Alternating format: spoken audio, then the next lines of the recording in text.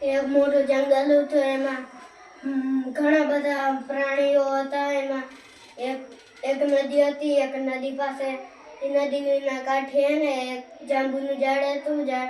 ઝાડ ઉપર એક વાંદરો રહેતો હતો. એક દિવસ એક ડાળથી ને બીજી ડાળથી ઓલી કૂદકા મારતો અને તરસ લાગે ને ત્યાં નદી કાંઠે જઈને પાણી પી લેતો. અને એક દિવસ છે ને એક મગર આવ્યો ને કહે કે છે ને વાંદરાભાઈ મને થોડા જાંબુ દો ને. તો વાંદરાભાઈ એને થોડા દીધા જાંબુ. પછી એ ખાઈ લીધા. પછી એમ કરતા ઘણા દિવસ થઈ ગયા. પછી એક દિવસ એને હે ને મગરી એનો વિચાર કર્યો કે આજે હું મારી મગરી હાટું લઈ જાઉં. પછી વાંદરાભાઈને કહે વાંદરાભાઈ થોડાક જાજા જાંબુ દેજો ને. તો વાંદરાભાઈએ થોડાક જાજા જાંબુ દીધા અને એને મગરી હાટું લઈ ગયો મગર.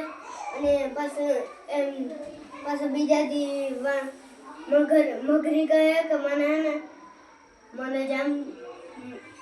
જાંબુ એટલે મીઠા તો એનું કાળજુ કેટલું મીઠું હોય. તો મારા હાટું કાળજુ લઈ જાય.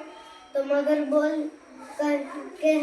કીધું કે હું કેમ એનું કાળજુ લઈ આવું કે તમારો દોસ્ત છે.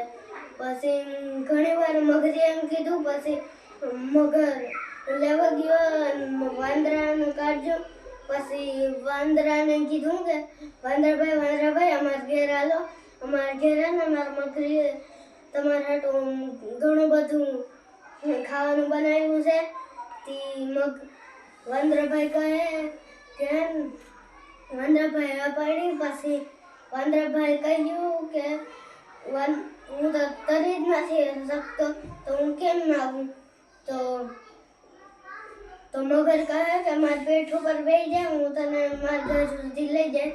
અને એમ પછી અડધે રસ્તે પૂગ્યા. તો મગરે કીધું કે મગરીએ કીધું કે મને મગરભાઈનું કાળજુ લઈ આવી દે. તો મગરને કીધું કે વાંદરાનું કાળજુ લઈ આવી દે. તો એ વાત કહી દીધી. પછી વાંદરાએ કહ્યું કે મને તો મારું કાળજુ તમારે રહી ગયું ઝાડ ઉપર. તો તું મને જાંબુના ઝાડ સુધી લઈ જા. જાંબુના ઝાડથી દઈ તને મારું કાળજુ. ઝાડ સુધી પૂગ્યા ત્યાં વાંદરો ઝાડ ઉપર ચડ્યો. ત્યાં મગર કહે કે હાલો. તો વાંદરો કહે કે તું એટલું ખોટું બોલતો હતો તો હું કાં આવું.